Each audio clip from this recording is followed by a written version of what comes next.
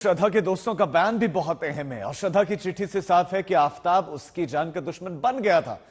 श्रद्धा के दोस्त भी इस बात की तस्दीक कर रहे हैं। वो आफताब के पुराने गुनाहों का हवाला दे रहे हैं कि कैसे श्रद्धा की हत्या से पहले भी उसने उसके साथ बेरहमी की, उसके साथ मारपीट की। ये मैंने यही इन्फॉर्मेशन शेयर की कि जो उसके साथ में हाथापाई हुई थी नवंबर में और जो फर्स्ट टाइम में वो श्रद्धा ने रिपोर्ट किया था, बस वही डिटेल मैंने शेयर। उसके बाद क्या किया आपने जब आपको मालूम पड़ा तो?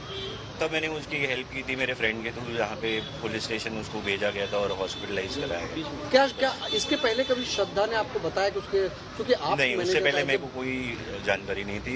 मैं एक्चुअली ये सारी चीजें भूल चुका हूँ, मैंने कोई भी नई इन्फॉर्मेशन नहीं शेयर की। क्या वो फ्रेंड गॉडविन थे या राहुल राय? हाँ, गॉडविन से मैंने बात की थी, गॉडविन ने हेल्प किया था पुलिस। श्रद्धा के पेरेंट्स को भी आपने नहीं, श्रद्धा के पेरेंट्स से मेरी कोई कॉन्टेक्ट नहीं था। जब 2020 में उनको हेल्प चाहिए था, जब मैंने उनको हेल्प किया था, तो वो हेल्प के दौरान जब वो पेन में थे, मैं उनको एक हॉस्पिटल लेके गया था जहाँ से उनको प्रिस्क्राइब ड्रग चाहिए था। वो उसके बाद मैंने उनको हेल्प किया था। उसके बाद कभी फ्यूचर में कभी बातचीत हुई हो, कोई हेल्प मांगा हो? नहीं, बिल्कुल नहीं। कुछ महीनों के लिए मेरा उनका इंटरेक्शन था, मगर मैं उसका दोस्त नहीं हूँ। सिर्फ एक इंसिडेंट के लिए मैंने उनको हेल्प किया था। गले पे निशान था, उसके पीठ पे निशान था, तो मैं उसको पुलिस चौकी लेके गया। पुलिस चौकी एनसी किया। एनसी करने के बाद में मैं घर पे उसको रिटर्न लिया। घर पे जा रही नहीं थी, वो इतनी डरी हुई थी और उसके ऊपर 3 से 4 बार हमला हो चुका था। लास्ट 2 महीने पहले उसने कांटेक्ट किया था। उसके बाद अगस्त का महीना हो गया, अभी तक उसके साइड से कोई रिप्लाई आया नहीं, मेरे किसी भी टेक्स्ट का रिप्लाई आया नहीं, फोन स्विच ऑफ आ रहा था।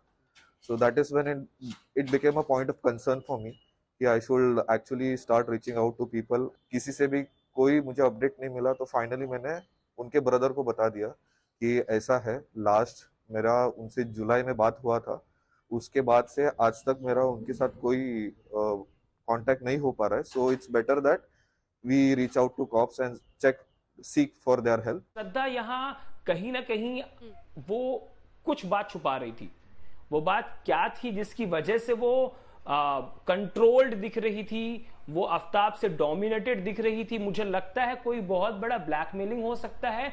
एक मेल पार्टनर एक फीमेल पार्टनर को कई ग्राउंड्स पे ब्लैकमेल कर सकता है। वो हो सकता है कुछ प्राइवेट मोमेंट्स के बारे में, वो हो सकता है कोई डेथ थ्रेट्स उसको या उसके फैमिली के बारे में। ये कुछ पॉसिबिलिटीज है जो मुझे लगता है कि हो सकते हैं, जिसकी वजह से श्रद्धा मजबूरन बिल्कुल पूरी तरीके से वो बाहर निकलना चाहती थी। इस बारे में उसने कई बार हम लोगों के सामने कहा था।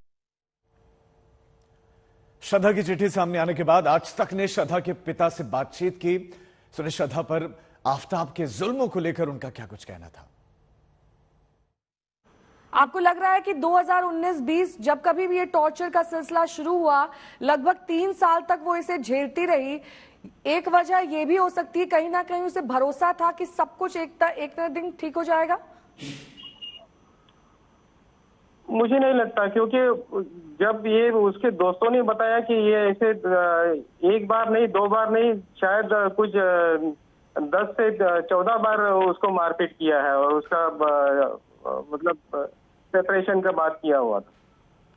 विकास जी, श्रद्धा का एक वीडियो सामने आया है जिसमें वो एक प्ले में पार्टिसिपेट कर रही है, काफी खुश दिखाई दे रही है। किस तरीके का मिजाज था? एक खुशनुमा लड़की, forgive and forget types, emotional bent of mind, या फिर बहुत स्ट्रांग और सब कुछ सहने का साहस रखने वाली?